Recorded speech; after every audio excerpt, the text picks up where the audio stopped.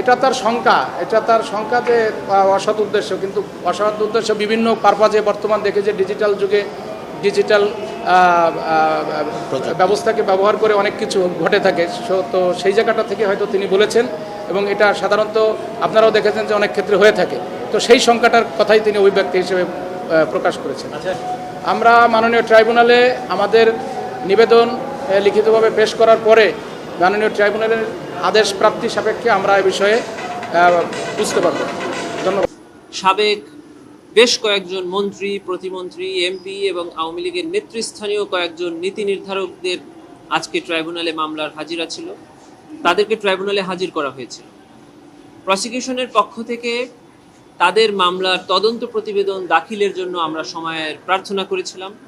Tribunal সময়ের আবেদন মঞ্জুর করে আগামী 15ই অক্টোবর 2025 তারিখ তদন্ত প্রতিবেদন দাখিলের দিন ধার্য করেছে। আপনাদের মাধ্যমে জাতিকে আমরা জানাতে চাই যে এই মামলায় টোটাল 45 জন আসামি। আমরা তদন্ত প্রতিবেদন দাখিলের সময় চাচ্ছি টোটাল মামলাটা শেষ করার জন্য। তার মানে এই না যে এই 3 মাস আমাদের কার্যক্রম স্থগিত থাকবে।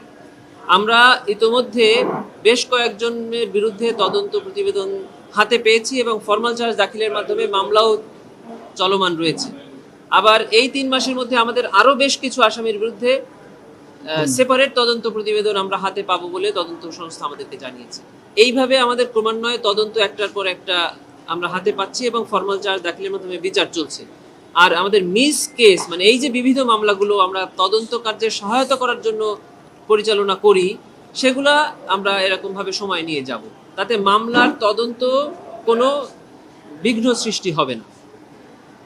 আর আরও একটি মামলা ছিল যেটা 23 জন সাবেক পুলিশ কর্মকর্তার বিরুদ্ধে, সেটিরও আজকে দিন ধার্য ছিল। তাদেরকেও ট্রাইব্যুনালে হাজির করা হয়েছিল। তাদের মামলার তদন্ত প্রতিবেদন দাখিল করার জন্য আমরা সময় চেয়েছি, সময় আবেদন মঞ্জুর হয়েছে।